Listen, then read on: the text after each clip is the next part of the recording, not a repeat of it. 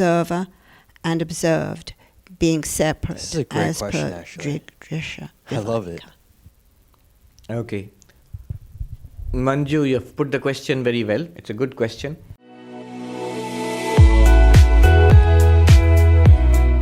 Conscious practice. What's conscious? This is V. And today, I'll be responding to Swami Sarvapriyananda's video on who is a witness of the mind. Special shout out to Sandeep Bhatt for this recommendation. My name is V. I love all things meditation, yoga, and wisdom based. Super grateful to have you watching this with me. Let's jump into the video.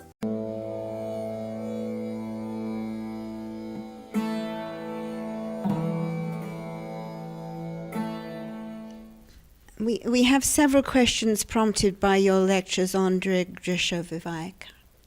The first one is from Manju. According to the Drisha Viveka, the mind is observed, and I, the witness consciousness, am the observer. Hence the mind is the object, and I am the subject. But without the mind, this knowledge of object and subject cannot take place. Does this mean that the mind is the subject and object at the same time? It contradicts the principle of observer and observed being separate. This is a great as question, per actually. Drisha. I love it. Okay. Manju, you've put the question very well. It's a good question. If you think seriously about these things, this question has to come. You know what the question consists of? Drisha Viveka says the observer and the observed are separate. Clearly, it works very well when you say, the first verse of the Drisha Viveka says, the world of forms is the observed and the eyes are the observer and they are separate. That's different, this is different. Clear enough. The eyes are the observed. You know, your eyes are open, closed, you need glasses, all these things you know. Who knows? The mind knows. And the eyes and the mind are separate. You are the mind watching the eyes. Clear enough. Then third stage.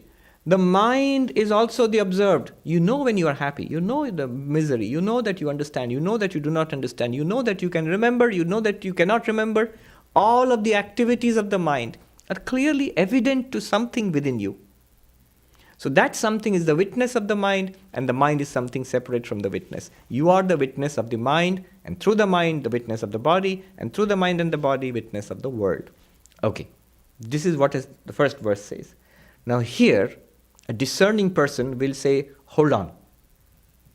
Eyes are separate from the object, clear enough. Okay. One step back. Eyes are separate from the mind. Eyes are a different entity. Mind is a different entity. Clear enough. Because the mind observes the eyes. But the thoughts of the mind are evident to me.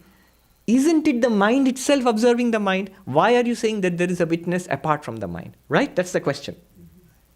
It's an important question. If you actually understand the question, you are halfway towards enlightenment. And if you get the answer to the question, you are enlightened.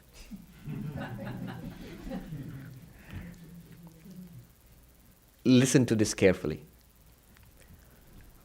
The mind can observe the mind. Why? How? You see, what's the function of the mind? What's the function of the eyes? To see. What's the function of the ears? To hear. What's the function of the mind? To think. The eyes see. See what? Forms.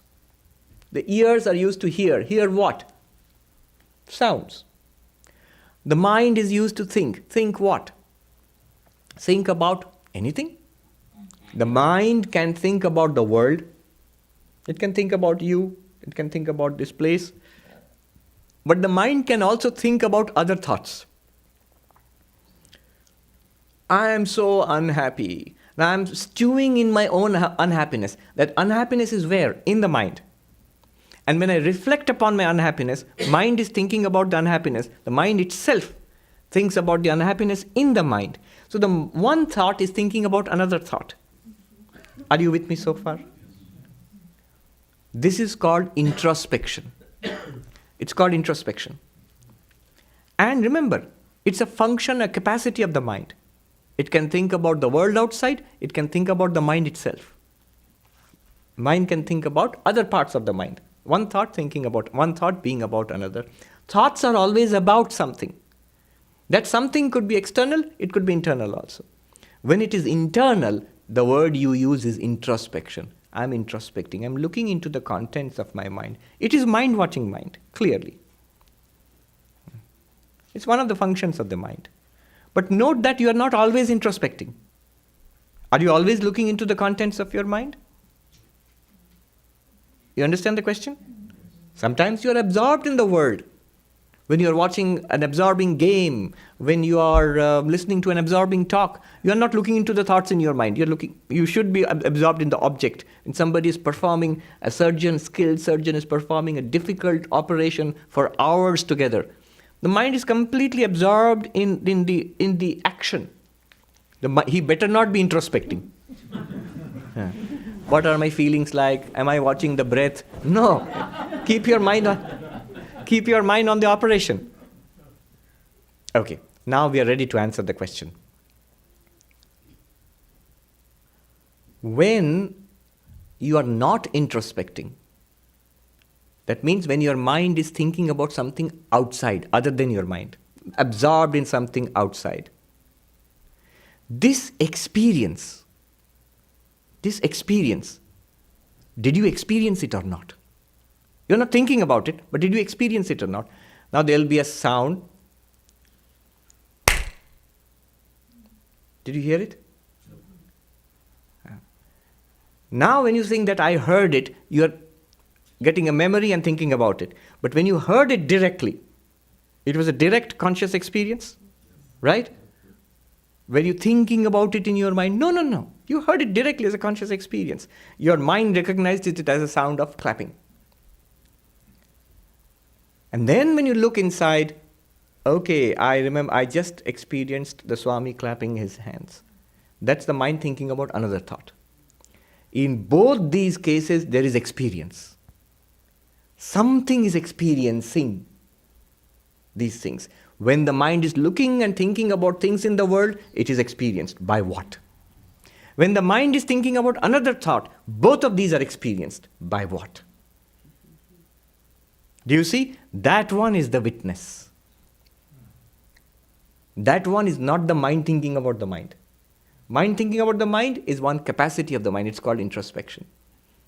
But the witness is what illumines when the mind is not thinking about the mind, a sudden experience of the clap of a sound, yes. Then when you think about that experience of hearing a clap, mind is thinking about the mind, that is also illumined by the same witness. What is that witness? First off, thank you so much, Sandeep Bhatt, for this recommendation. This was very new to me and very enlightening, to say the least. Wow, so much to sort of unpack here. Definitely took some processing, and it's so beautiful. And again, thank you, Sandeep, for this recommendation, because it's a question I had thought about, but never had a chance to introspect about too much. And I just kind of left it in the parking lot of thoughts and questions. Let's start real quickly first with a brief of what I understood from the video, right? Which is basically the idea that who is a witness, right? I used to think that what if it's just the mind, ultimately? Like, how do we know there is something behind the mind? And that example I provided with the sound of the clap, where there is no need for the mind to think about it, is beautiful. You don't need to think about something that's happening. Who is the one experiencing?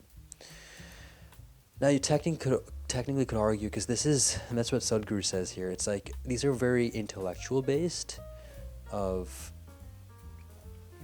talks, and so have I truly experienced it? Yeah, a little bit.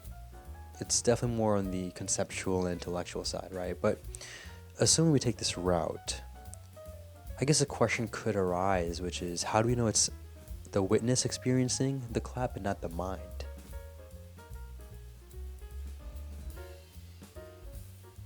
I guess then the next question would be, what is the mind? And how I define it is really just a collection of thoughts. The mind cannot exist without thoughts, and I think it's just an abstract term used to describe your thoughts, and maybe to an extent of feelings. But I do love it, assuming that it is true, where there is no thoughts needed, because technically there is an awareness present. When I hear that sound, or I don't need to have thoughts, I know there's no thoughts, I just hear it. Who is experiencing that? That's the witness, or in this case, consciousness. And basically what he's saying is that the same witness is the one witnessing the mind thinking about the mind. So it can do self-reflection, where you think about a thought, the thought is on the thought.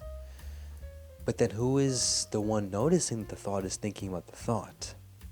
It's like a very meta, it can really mess with you if you get too sucked into the loophole of it.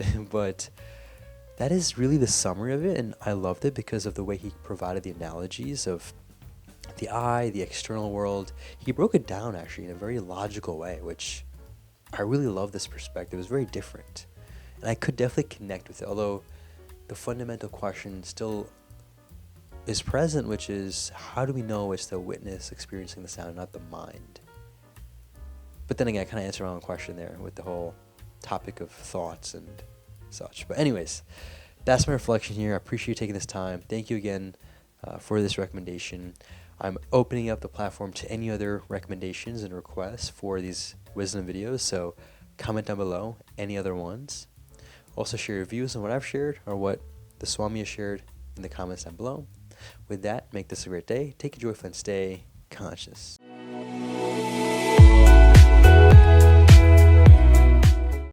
Ecstasy.